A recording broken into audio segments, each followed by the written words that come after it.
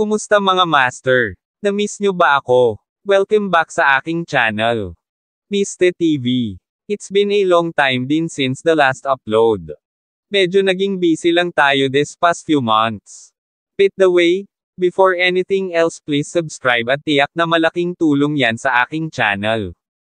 Pindutin the notification bell para lagi kang updated sa mga upcoming videos. Today ngayong araw, ay samahan nyo akong silipin ang nagaganap na practice ng entrance of colors ng mga scouts sa aming school.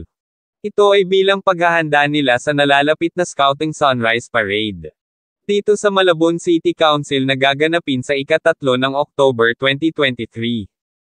Napili kasi ang aming school upang pangunahan ang entrance of colors.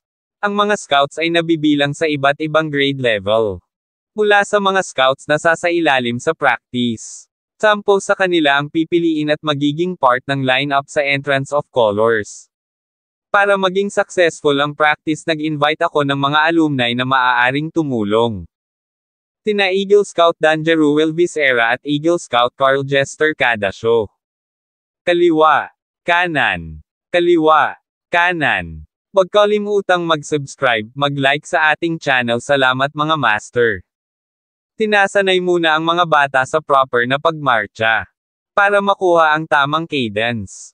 Hindi ito madali pero kailangan paghusayan ng ating mga scouts. Para mapili sila sa nasabing entrance of colors. Tinuturuan din sila ng tamang paghawak ng flag kung sakaling sila ay ma-ascend bilang flag bearer. Tinuturo ang mga commands. At pinagko-command sila isa-isa para tumaas ang kanilang self-confidence. At para hindi sila basta-basta matatarante pag sila ang napili bilang commander ng entrance of colors. Nagkakaroon kami ng practice tuwing Monday, Wednesday at Friday. Isa sa umaga at isa din sa hapon. Paano ba yan mga master? Hanggang dyan muna ang update para sa ating buhay scouts. At magkita-kita tayo sa susunod na video. Hanggang sa muli, paalam.